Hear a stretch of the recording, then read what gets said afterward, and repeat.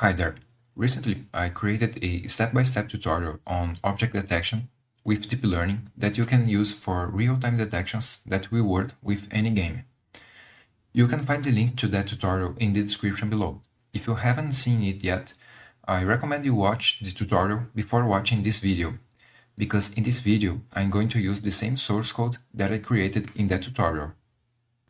Well, something that I mentioned on that tutorial, but I didn't demonstrate, is automating actions based on the detections generated by the model, similar to what you see on the screen right now. I was not controlling the mouse in these recordings, and that's what I will explain in more detail in this video. Before we begin, just a quick message. I am working on another video, which I will finish in the next few days and post here on YouTube. In this upcoming video, I will show you how you can use Google Cloud Vertex AI to label your dataset and validate if it's balanced, and also train a model and validate its performance before using it in your project.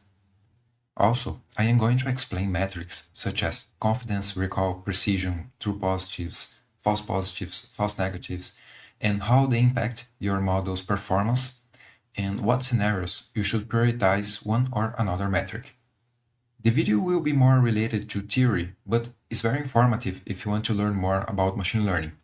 If you are interested, subscribe here on YouTube or connect with me on LinkedIn to get notified when I release this next video.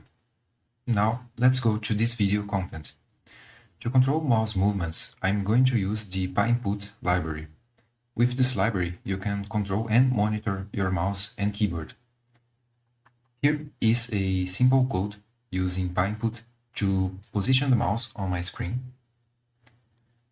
Press the left mouse button, move it randomly, and then release the left mouse button. Also, I will repeat these actions 200 times.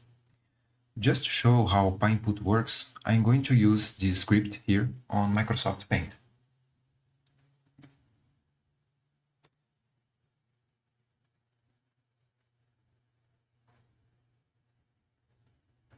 Now, instead of moving randomly, I am going to use the coordinates of my model detections with Pynput. First, I'm going to explain the scenario, that is just move the mouse while pressing the left mouse button on fruits in the game Fruit Ninja, and then I'm going to explain the automation code. For this video, I trained a model to detect whole fruits and bombs in the game Fruit Ninja. I did not label the cut fruits since the game focus is on whole fruits that you should cut. Just as a reminder, the code from the previous tutorial outputs 5 properties for every detection: the X and Y position of the top left corner of the bounding box, the width and height of the bounding box, and the class of the detection. I used the same steps described in my previous tutorial to create this model. You can see the game on the left and the output detections on the right. So my goal here is to automate this action that I'm doing manually right now, clicking and moving the mouse to hit a fruit. Now I will show you the automation I created. I will start with a simpler version. It will be useful for explaining how you can integrate the model predictions with Pynput. This first version works but is not very efficient for this game, as you will see. After that, I developed a second version that's more complex, but is more efficient at hitting moving objects. I will show you both versions now, starting by the simpler one. So, first I copied the fourth notebook and created this fifth notebook here. The first 3 cells where I import and declare the classes were not changed, and in the fourth cell, where I previously performed detections and only printed them, I changed it to the following cell that I will explain now. As before, I will still take a screenshot of the game and perform a detection on the screenshot.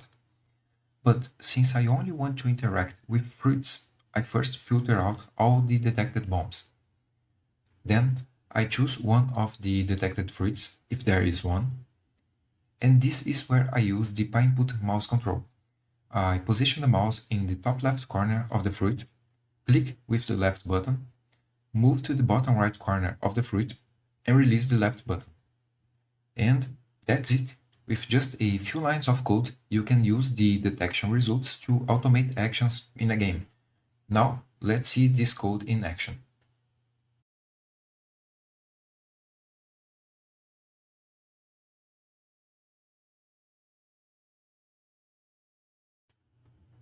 Well, as you can see, the code is working, but the result is not as expected.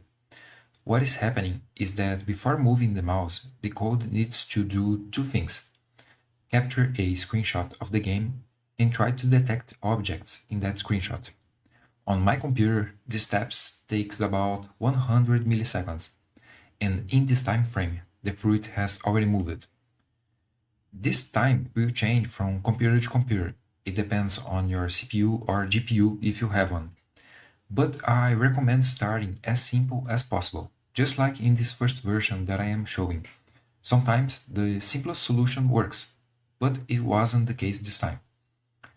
Now, I will show a second version of the code and explain how I improved the accuracy of the automation, even with this time delay between detections. Basically, I did three improvements. First, instead of capturing one image, I captured two images sequentially. Then, instead of using the coordinates on the image, I used both images to estimate the fruit position after 100 milliseconds. Second, the fruits have a high vertical velocity, so a vertical mouse movement is more likely to hit the fruit. So I changed the mouse movement to a vertical movement when I detected only one fruit. And third, in the simpler solution, even if more than one fruit was detected, I was hitting only one. Now, if more than one fruit is detected, I get the position of the leftmost and rightmost fruits and move the mouse from the leftmost fruit to the rightmost fruit, hitting both and also all the fruits in between. So let's see this second code in action now.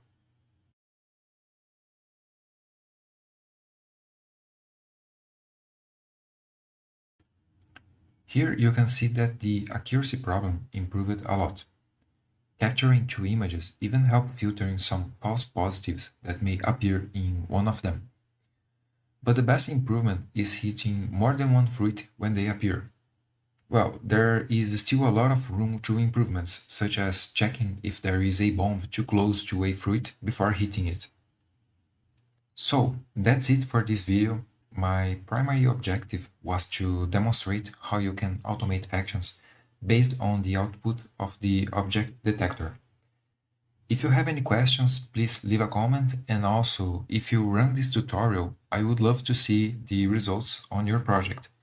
So feel free to reach out to me here or in LinkedIn if you have any questions or if you want to share your results. See you next time.